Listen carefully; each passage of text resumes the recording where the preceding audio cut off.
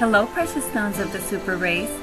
Today's topic is an unveiled face. Lesson 638. How many of you know what a veil is? What's a veil? Something that covers,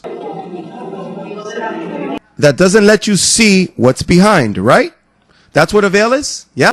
Today, we have to take away all kind of veils. Everything that's a veil. Everything that impedes you to go in with unveiled face so that you can enjoy the authority that you have.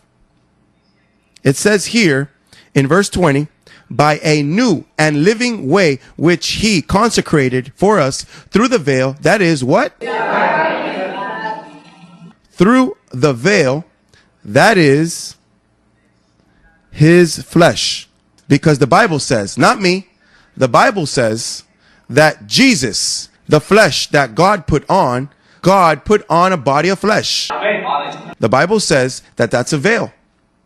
It's the same. What more of a veil than me? The flesh that I have is a veil because I am a spirit that had existence before the foundation of the world.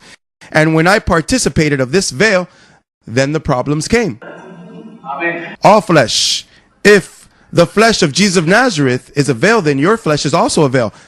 Hello. Amen. Why did Paul say, if we know Christ according to the flesh, we know him no longer this way. And from here on out, we know no one according to the flesh.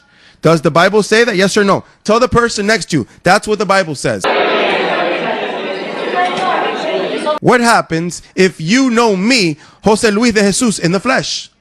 That you have a veil because you are looking at my flesh and you are not looking at my perfected spirit. You will not love me with an unveiled face. Say, with an unveiled face. Do you dare, despite the bad experiences that you have had in your flesh, do you dare say, Dad, Daddy, Abba, Father? Hey, you know the suffering that there is, despite, you know that I cannot pray like this? Look, when I pray, Dad, here you have the perfected, here is the perfect, without spot or wrinkle, cleansed of sin. Your blood cleansed me of sin, and this body of sin was cast out. I see it, but I know you do not see it. Well, if you are complete, we cannot give you anything else. What we have to give you is information of what you already have. You are complete. If the Bible says that you are complete, if the Bible says, for in him dwells all the fullness of the Godhead, and you are complete in him, what else do you want? How are you going to continue praying, Lord, please help me. Please get closer to me, Lord. Lord, I want you to give me more of you.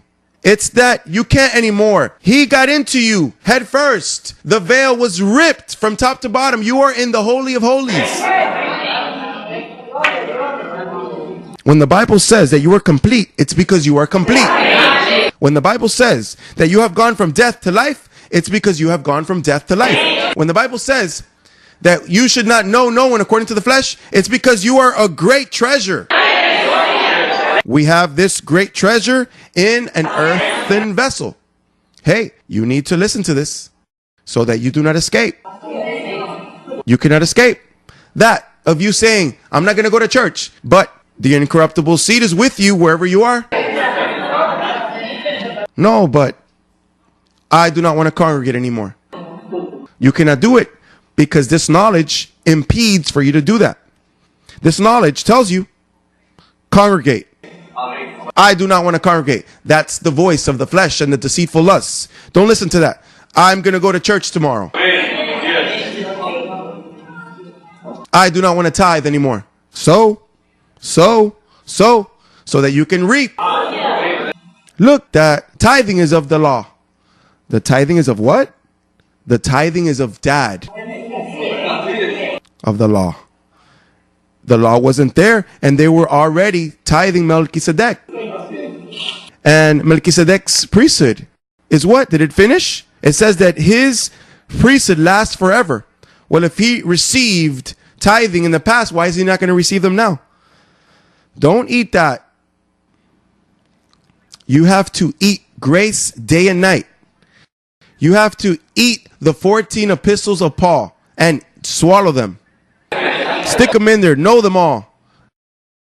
Paul said this, Timothy, and this, and he said that. And eat, and keep eating, and listen, and go from glory to glory, and learn the doctrine, and eat it, and confess it.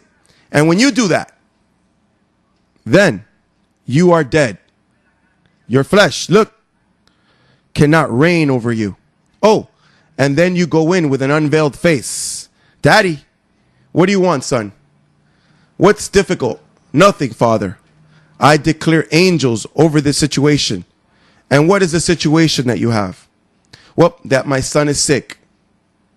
And what do you want me to do? To heal him? No, you have to grow more in grace. Go to Jose Luis. He'll tell you what to do. So then you come here and I tell you, but how are you going to ask him that? You can do it. How are you going to do it? With the word that you have in your mouth. Say that he is healed. I say that you are healed. And your son, pop, comes up. And you keep eating grace. So then when you go to God's presence, you will not ask, what do you want? No, nothing. I come thankful. Oh, you're learning. We